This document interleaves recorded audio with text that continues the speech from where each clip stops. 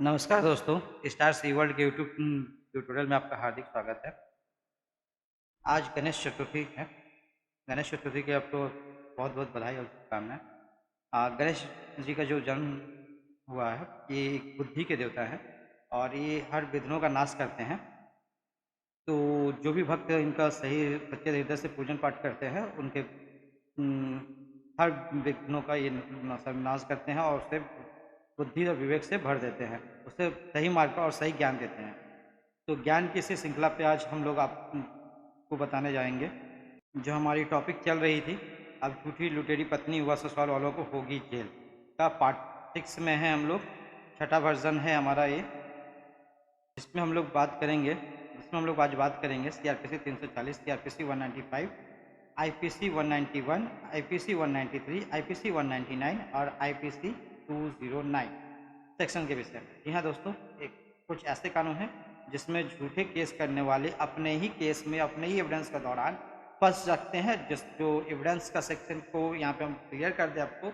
Evidence का मतलब होता है यहाँ पे झूठी गवाही, झूठे सबूत, चाहे डॉक्यूमेंट्री हो, चाहे वो इलेक्ट्रॉनिक फॉर्म में हो, किसी भी टाइप में दिए जाए या ओरल एविडेंस के द्वारा दिया जाए, तो वो सारे के सारे चीज़ एविडेंस के अंतर्गत आते हैं। ठीक है दोस्तों, अब शुरू करते हैं हमारा आज का पहला सेक्शन सीआरपीसी 340। ये है क्या दोस्तों? जब भी किसी भी कोर्ट की कार्रवाई के दौरान कुछ गलत प्रक्रिया या गलत गवाही दी जाती है, जिसका आपके पास पक्का सबूत होता है, तो उसमें आप जो एप्लीकेशन फाइल करते हैं कि सर इसने झूठी गवाही दी है, इसकी गवाही के कारण, झूठी गवाही के कारण इस पर सज़ा किया जाए, तो उस जो सेक्शन लगाया जाता है सीआरपीसी 340, इसमें जो कंप्लेनेंट होते हैं वो न्यायालय ही हो सकता है और इस पे जो केस दर्ज कर सकते हैं वो न्यायालय ही कर सकते हैं। हम, आप या कोई अन्य व्यक्ति के द्वारा ये केस दर्ज नहीं हो सकता। हाँ, हम इसके लिए न्यायालय में अपील कर सकते हैं कि सर ये आपके न्यायिक प्रक्रिया के दौरान इस तरीके की अवमानना हुई है, जिसके पे संज्ञान लिया जाए इंक्वायरी करके। तो दोस्तों, सीआरपीसी 340 क्या कहता है? लोक न्याय के विरुद्ध अपराधों के लिए और साक्ष्य में दिए गए दस्तावेजों से संबंधित अपराधों के लिए लोक सेवकों के विधि पूर्व प्राधिकार के अवमान के लिए अभियोजन है। सीआरपीसी 340। सीआरपीसी 340 जब किसी न्यायालय की उससे इस नियमित किए गए आवेदन पर या अन्यथा यह राय है कि न्याय के हित में यह समीचीन है कि धारा 105 की उपधारा 1 के खंड ख के में निर्दिष्ट किसी अपराध की जो उसे यथास्थिति उस न्यायालय की कार्रवाई में या उसके संबंध में अथवा उस न्यायालय की कार्रवाई में पेश की गई या साक्ष्य में दी गई दस्तावेज के बारे में किया हुआ प्रतीत होता है, जांच की जानी चाहिए। तब ऐसा न्यायालय ऐसे प्रारंभिक जांच के पश्चात यदि कोई हो जैसे वह आवश्यक समझे, पॉइंट 1 का सेक्शन क उस भाव का निष्कर्ष अभिलिखित कर सकता है। पॉइंट 1 का सेक्शन ख उसका लिखित परिवाद कर सकता है। पॉइंट सेक्शन 1 का ग उसे अधिकारिता रखने वाले प्रथम वर्ग मजिस्ट्रेट को भेज सकता है। पॉइंट 1 का ख ऐसे मजिस्ट्रेट के समक्ष अभियुक्त के हाजिर होने के लिए पर्याप्त प्रतिभूति ले सकता है अथवा यदि कथित अपराध अजमानतीय है और न्यायालय ऐसा करना आवश्यक समझता है तो अभियुक्त को ऐसे मजिस्ट्रेट के पास अभियक्षा में भेज सकता है। और पॉइंट 1 का अंग ऐसे मजिस्ट्रेट के समक्ष हाजिर होने और साक्ष्य देने के लिए किसी व्यक्ति को आबद्ध कर सकता है। पॉइंट 2 किसी अपराध के बारे में न्यायालय को उपधारा 1 द्वारा प्रदत्त शक्ति का प्रयोग ऐसे मामले के में जिसमें उस न्यायालय ने उपधारा 1 के अधीन उपधारा 1 के अधीन उस उपधारा के बारे में ना तो परिवाद किया है और न ऐसे परिवाद किए जाने के लिए आवेदन को नामंजूर किया है, उस न्यायालय द्वारा किया जा सकता है जिसके ऐसा पूर्व कथित न्यायालय द्वारा 195 की उपधारा 4 के अर्थ में अधीनस्थ है।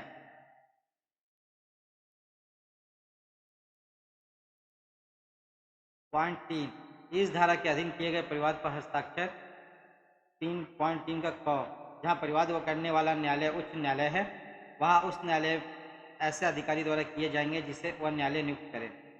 पॉइंट 3 का ख किसी अन्य मामले में न्यायालय के पीठासीन अधिकारी द्वारा या न्यायालय के ऐसे अधिकारी द्वारा जिसे न्यायालय इस निमित्त लिखित में प्राधिकृत करे किए जाएंगे।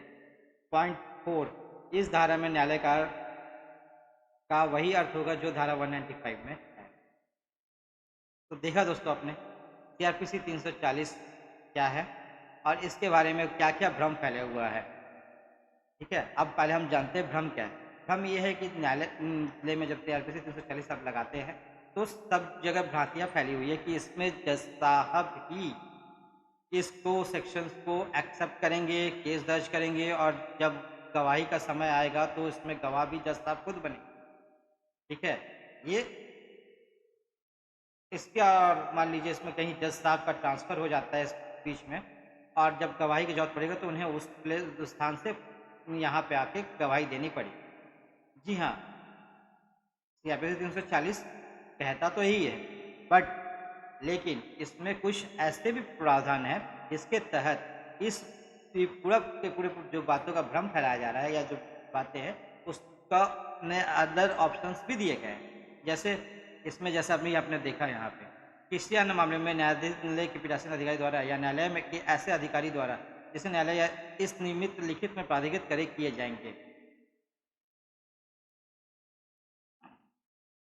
ठीक है, तो यानी न्यायालय के जो जज साहब हैं वो अपने अधीनस्थ अधिकारी के द्वारा को भी गवाह के तौर पे बनाकर इसको अब इस प्रक्रिया में कार्रवाई को आगे बढ़ा सकते हैं। ठीक है, तो यहाँ पे जो मिथ फैलाया जा रहा है कि जज साहब का अगर ट्रांसफ़र हो जाएगा तो जज साहब को दिक्कत होगा आने में, तो ऐसी कोई व्यवस्था बाध्य नहीं है। वहाँ पे जज साहब चाहें तो न्यायालय के अधीनस्थ जो भी अधिकारी है उसको भी करके इस केस को जो न्याय की व्यवस्था है, न्याय की प्रणाली है, उसमें वो आगे बढ़ा सकते हैं। जब अगर फाउंड हो जाता है कि किसी पक्ष ने न्याय की प्रक्रिया के दौरान झूठ बोला है, झूठी गवाही दी है, झूठा सबूत दिया है या झूठा एफिडेविट दिया है या तो उसके ऊपर कार्रवाई की जा सकती है और इसमें कार्रवाई को रोका नहीं जाएगा। ये न्याय की प्रणाली है, न्याय का व्यवस्था है जिसमें माननीय सुप्रीम कोर्ट की तरफ से भी कई जजमेंट आए हुए हैं जिसका हमने अपने पिछले वीडियो में भी जिक्र किया है। दोस्तों सीआरपीसी 340 डायरेक्ट करता है सीआरपीसी 195 से। लोक न्याय के विरुद्ध अपराधों के लिए और साक्ष्य में दिए गए दस्तावेजों से संबंधित अपराधों के लिए लोक सेवकों के विधि पूर्व अधिकार के अवमान के लिए अभियोजन है सीआरपीसी 195।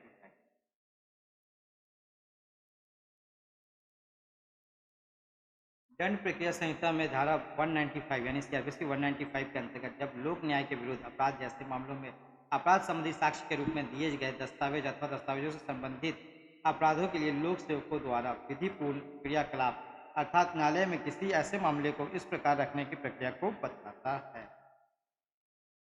दोस्तों मान लीजिए सीआरपीसी 340 में जज साहब ने इंक्वायरी कर लिया, अब उस पर आगे जब कार्रवाई करेंगे तो सीआरपीसी 195 के तहत उसमें ये विधिपूर्ण प्रक्रिया करने का एक प्रोसेस बताता है। सीआरपीसी की धारा 195 के अनुसार लोक न्याय के विरुद्ध अपराधों के लिए और साक्ष्य में दिए गए दस्तावेजों से संबंधित अपराधों के लिए लोक सेवकों के विधि पूर्व अपराधिकार के अवमान के लिए अभियोजन है।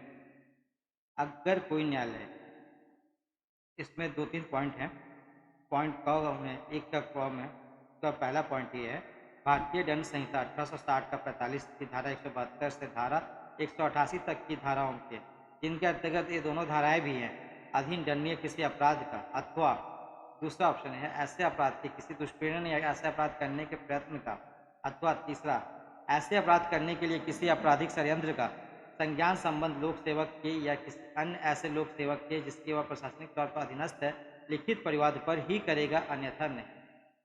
ठीक है,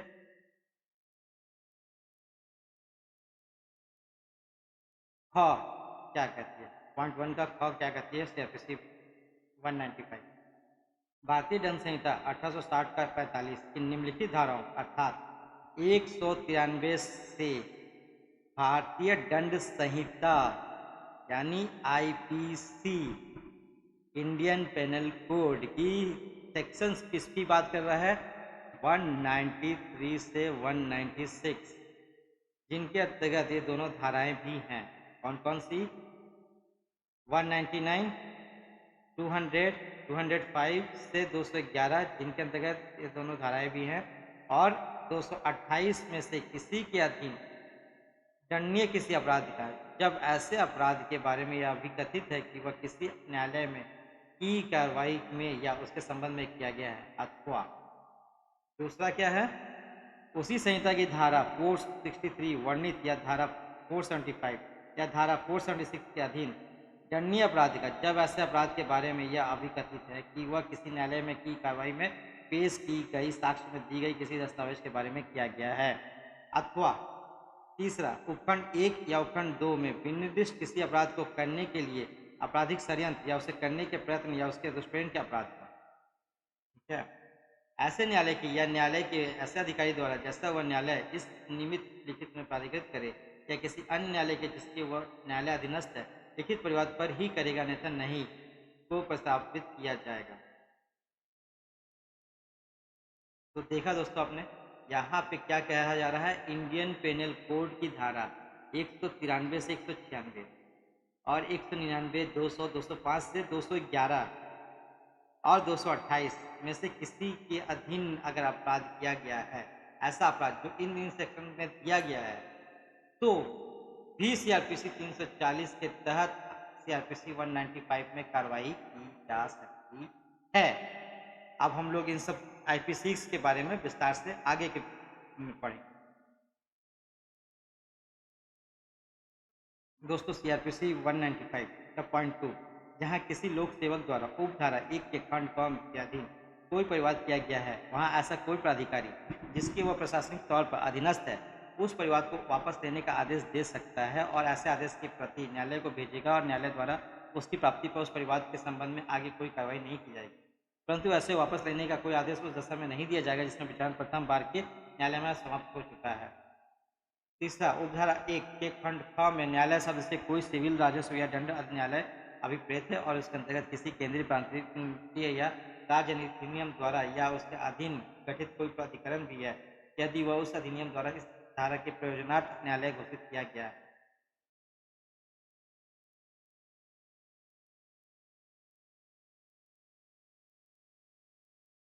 दोस्तों अब तक हम लोगों ने पढ़ा सीआरपीसी 340 के विषय में, उस पर कार्रवाई करने के लिए सीआरपीसी 195 के विषय में, और जहाँ पे चर्चा आया था कि आईपीसी 193 से 196, तो 193 पे पढ़ने से पहले हम पढ़ लेते हैं आईपीसी 191 क्या है और क्यों है। आईपीसी 191 झूठा साक्ष्य देना।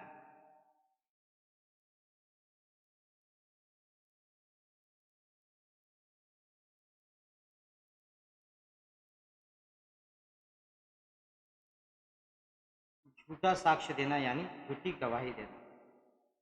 भारतीय दंड संहिता के अध्याय 11 की धारा 191 के अनुसार यदि कोई व्यक्ति मिथ्या साक्ष्य देता है यानी कि किसी की झूठी गवाही देता है, यानी कि उस व्यक्ति को शपथ दिलाई गई कि जो कहेगा सच कहेगा और सच के सिवा कुछ नहीं कहेगा, और यदि फिर भी वह व्यक्ति झूठी गवाही देता है और उस व्यक्ति को उस बात का विश्वास यानी मालूम है कि यह वह जो गवाही दे रहा है सत्य नहीं है, तो वह व्यक्ति इस धारा 191 के अंतर्गत आएगा एवं धारा 193 में इस धारा की सजा की बात कही गई है।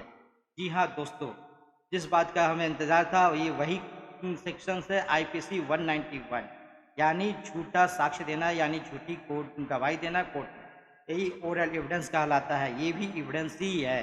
किसी भी केस में अगर आप जाके झूठी गवाही देते हैं जिसका सच आपको पता है, फिर भी आप किसी व्यक्ति को फंसाने के लिए आप झूठी गवाही दे रहे हैं, तो आपके ऊपर आईपीसी 191 के तहत का आपने दोष किया है और इसकी जो कार्रवाई है, जो इसकी सजा है, वो आईपीसी 193 के तहत दी जाएगी। यानी हमने सीआरपीसी 195 में क्या पढ़ा था कि ये सेक्शन तब एक्टिव होगा जब आईपीसी 193 से 196 यानी 193 क्या बोल रहा है अब आईपीसी, इसको पढ़ेंगे हम।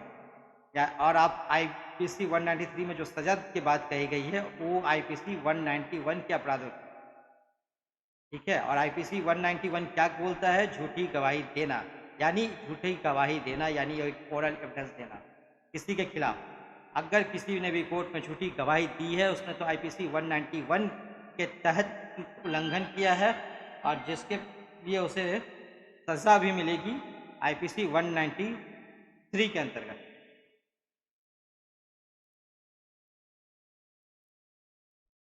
आईपीसी 193 झूठा साक्ष्य देना।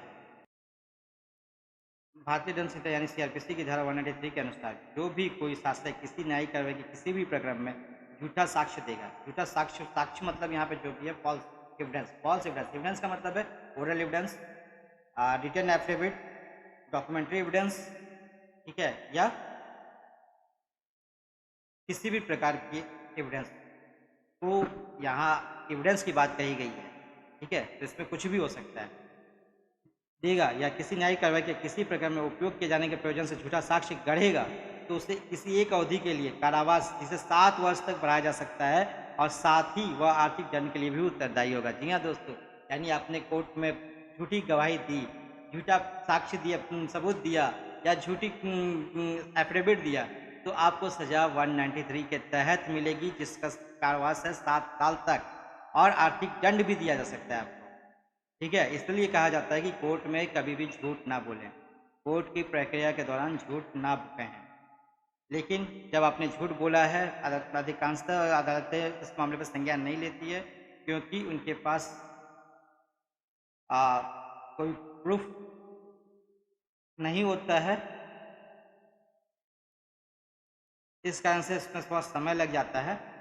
ठीक है, लेकिन कहीं कहीं अदालतें इस पर जहाँ पे प्रमाण आ जाता है वहाँ पर अदालतें स्वतः संज्ञान सेल्फ टू मोटो लेके भी एक्ट कार्रवाई करती हैं आईपीसी 193 के तहत।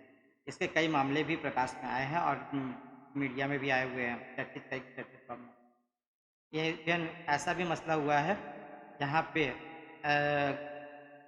एसपी एंड एडिशनल एसपी तक पे कार्रवाई हुई है और हाईकोर्ट के एडवोकेट पे भी कार्रवाई हुई है। ऐसे भी कई चर्चित मसले आए हुए हैं। तो यानी सब समझ लीजिए कि कोर्ट में झूठा एफिडेविट देना, झूठी गवाही देना कहीं किसी भी रूप से स्वीकार नहीं किया जाएगा और जो भी कोई किसी अन्य मामले में तो उसे किसी एक आशय झूठा साक्ष्य देगा या करेगा उससे भी एक अवधि के लिए कारावास जिसे 3 वर्ष तक बढ़ाया जा सकता है और साथ ही वह आर्थिक दंड के लिए भी उत्तरदायी होगा।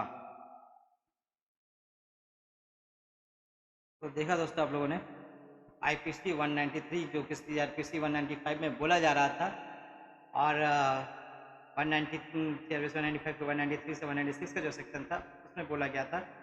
ठीक है, तो उसके तहत ये अपराध है और सजा मिलेगी झूठी गवाही देने। अब हम लोग पढ़ते हैं आईपीसी 199 क्या बोलता है। विधि द्वारा साक्ष्य के रूप में लिए जाने योग्य घोषणा में किया गया मिथ्या कथन है।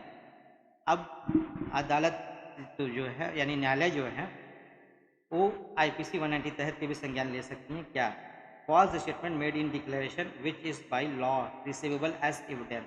अगर शपथ के दौरान या घोषणा किया गया शपथ पत्र एफिडेविट के द्वारा तो इसमें संज्ञान लिया जा सकता है इस सेक्शन के तहत।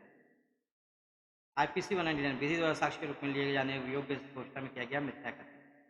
भारतीय दंड संहिता यानी सीआरपीसी धारा 199 के अनुसार जो कोई अपने द्वारा की गई या हस्ताक्षरित किसी घोषणा में एफिडेविट जिसकी किसी तथ्य के साक्ष्य के रूप में लेने के लिए कोई न्यायालय या कोई लोक सेवक या अन्य व्यक्ति विधि द्वारा आबद्ध या प्राधिकृत हो, कोई ऐसा कथन करेगा जो किसी ऐसी बात के संबंध में उस उद्देश्य के लिए तात्विक हो जिसके लिए घोषणा की जाए या उपयोग में लाई जाए मिथ्या है और जिसके मिथ्या होने का उसे ज्ञान या विश्वास है या जिसके सत्य होने का उसे विश्वास नहीं है, वह उसी प्रकार दंडित किया जाएगा मानो उसने मिथ्या साक्ष्य दिया हो। विधि द्वारा साक्ष्य के रूप में लिए जाने योग्य घोषणा में किया गया मिथ्या कथन है। सजा झूठे साक्ष्य के लिए उपबंधित दंड है। ये एक जमानती गैर संज्ञेय अपराध है। झूठे साक्ष्य देने का अपराध अनुसार विचारणीय है। ठीक है, यह अपराध भी समझौता करने योग्य नहीं है। तो दोस्तों यहाँ पे आप देखा कि कहा जा रहा है कि घोषणा की जाए आप हस्ताक्षरित करके और मान लीजिए हम न्यायालय में जाते कभी कोई गवाही देते हैं और गवाही के बाद एक रिटेन स्टेटमेंट आता है कि आपने गवाह में ये बातें कही है और उस पर हम हस्ताक्षरित कर देते हैं कि हाँ ये सारी बातें हमने पढ़ लिया, सुन समझ लिया और इस पर सिग्नेचर कर देते हैं। हस्ताक्षरित की बात की जा रही है, घोषणा करने की बात है। हाँ ये मेरे संज्ञान में सही है या ठीक है, तो आईपीसी 199 यहाँ भी लग सकता है।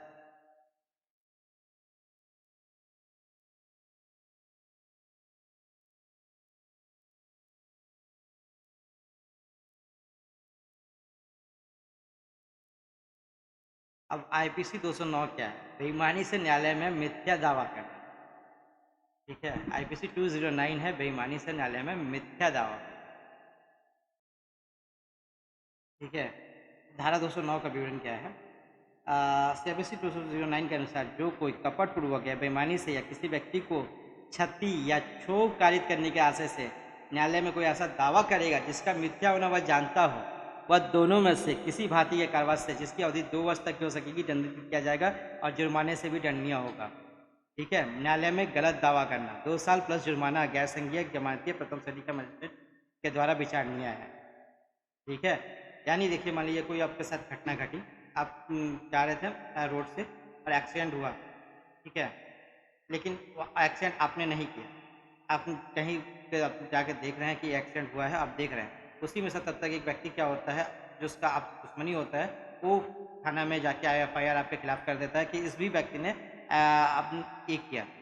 ठीक है, और ये केस चला जाता है कोर्ट में, या कोर्ट में केस कंप्लेन केस कर देता है, या जो भी होता है कोर्ट की प्रक्रिया में के दौरान जब और उसकी जब गवाही होती है और वो जान रहा है कि ये घटना आपने नहीं किया है। ठीक है, और उसके बावजूद भी वो ये दावा करता है कि नहीं ये चीज़ आपने किया है, एक्सीडेंट इसने किया है, इसी ने किया है। ठीक है, ताकि आपको सजा करा सके। ठीक है, आपको दंडित कराया जा सके और अपनी दुश्मनी निकालने के लिए, तब उस पे आईपीसी की धारा 209 का इस्तेमाल होगा। लेकिन उसके लिए क्या है, आपको एविडेंस देना पड़ेगा। एविडेंस क्या? कि जिस एरिया की घटना है वहाँ का सीसीटीवी फुटेज में ये चीज़ क्लियर हो गया कि आप तो सिर्फ दूसरे साइड से वहाँ पे देखने गए थे, उस व्यक्ति को उठाने और बचाने के उद्देश्य से गए थे, आपने एक्सीडेंट नहीं किया, एक्सीडेंट किसी और ने किया है, तो अदालत के सामने बातें क्लियर हो जाएगी कि हाँ ये मामला यानी और ये व्यक्ति ने जानबूझकर झूठ बोला और उससे फंसाने के लिए, जिसका सच को उसको पता था फिर भी उसने झूठा दावा किया, तो आईपीसी 209 का अपराधी होगा और इसके तहत न्यायालय कार्रवाई करेगी। तो दोस्तों हम लोगों ने जाना सीआरपीसी 240, सीआरपीसी 195, आईपीसी 191, 193, 99 एंड 209 के बारे में। तो अब दोस्तों अब समझ में आ गया कि कभी भी किसी के ऊपर भी आप झूठा केस ना करें, किसी भी अदालत में जाके झूठी गवाही ना दें, झूठा शपथ पत्र ना दें और झूठा साक्ष्य ना दें। इससे आपके ऊपर ही कार्रवाई होगी और आप ही को सजा होगा। आप अपने जब दूसरों के लिए आप गड्ढा खोदेंगे तो उस गड्ढे में आप खुद ही गिरेंगे। ये कथन कई वर्षों से पूर्वजों के द्वारा कहा जा रहा है और ये चरितार्थ है। तो आप फंस चुके हैं अगर ऐसा आप गलत कार्य करते हैं। तो समझदारी है कि तुरंत जैसे ऐसा पिटिशन लगे न्यायालय में क्षमा मांगे, शायद न्यायालय क्षमा कर दे या सामने वाले पार्टी जिससे ये किया गया क्षमा कर दे। ठीक है, तो दोस्तों अब तो लेकिन अब इस पर अगर अदालत ने एक्शन ले लिया सीआरपीसी 340 में, तो फिर ये क्षमा योग्य या समझौता करने योग्य अपराध नहीं है। ठीक है, अगर जब अदालत ने या माननीय न्यायालय ने अपोनेंस ले लिया तो फिर ये क्षमा नहीं हो सकता है, अगर दोनों पार्टी में कंप्रोमाइज़ भी हो जाए तो। इसलिए सीआरपीसी 340 को बोला जाता है एक ब्रह्मास्त्र। एक बार अगर चल गया, जब तक नहीं चला है तब तक तो ठीक है, जब ये चल गया तो फिर इसे वापस नहीं लिया जा सकता, क्योंकि अब जो कार्रवाई होगी वो अदालत के खिलाफ आपने किया है। आपने जो गुनाह किया है, जिसने झूठी गवाही दी है, झूठा साक्ष्य दिया या झूठा एविडेंस दिया है, ये अदालत के खिलाफ आपने अदालत के साथ खिलवाड़ किया, अदालत की कार्रवाई के साथ खिलवाड़ किया है, आपने अदालत को मजाक बनाया है। ये कंटेम्प्ट ऑफ लॉ का सेक्शन है सीआरपीसी 340। ये अपराध किसी व्यक्ति का किसी दूसरे व्यक्ति के द्वारा के साथ नहीं किया गया है, ये अपराध न्यायालय के साथ किया गया है। न्यायालय क्या है कि न्यायालय में एक इस देश की प्रक्रिया है जहाँ पे न्याय की प्रणाली को नियंत्रित किया जाता है, जहाँ लोगों को इंसाफ मिल सके, और आप जज साहब को अवरुद्ध कर रहे हैं कि आप इंसाफ ना करें। आप जज साहब को अवरुद्ध कर रहे हैं कि अब आप इंसाफ ना करें, और इसी के लिए सीआरपीसी 340 वहाँ पे एक्टिव होता है। आप जज साहब को इंसाफ करने से रोकने के लिए उनके सामने झूठी गवाही, झूठा सबूत और झूठा शपथ पत्र दे रहे हैं ताकि आप दूसरे व्यक्ति को फंसा दें। और इसमें सेक्शंस एक ये भी है कि अगर आप जो किसी व्यक्ति को फंसाने के लिए कोई कार्रवाई करते हैं तो आपको भी उतनी ही सजा होगी जितना कि आप दूसरे व्यक्ति के लिए कर रहे थे। इस पे हम वीडियो लेके आएंगे, अगले वीडियो में इस पर विस्तार से चर्चा करेंगे। आज गणेश चतुर्थी का दिन है, और गणेश भगवान की तरफ से के सबकी मंगल करे, सबकी मंगल कामनाओं के साथ। और गणेश भगवान सबको बुद्धि दें, सद्बुद्धि दें। ये रिद्धि सिद्धि के देवता हैं, सबको ये करें ताकि लोगों को अपना भूल का एहसास हो सके, अपनी गलतियों का एहसास हो सके और वो अपने अपराधों का क्षमा मांगे, ना कि अभिमानी रावण की तरह। अभिमानी रावण की तरह राम के खिलाफ युद्ध ना लड़ें। जब उन्हें क्षमा का मौका मिलता है तो क्षमा मांग के माफ़ी मांग लें, नहीं तो जैसा अभिमानी रावण का सर्वनाश हुआ, कौरवों का सर्वनाश हुआ, वैसे ही अभिमानी घमंडी झूठे अधर्मियों का सर्वनाश होगा। ये निश्चित है और यथार्थ सत्य है। धन्यवाद दोस्तों, नमस्कार।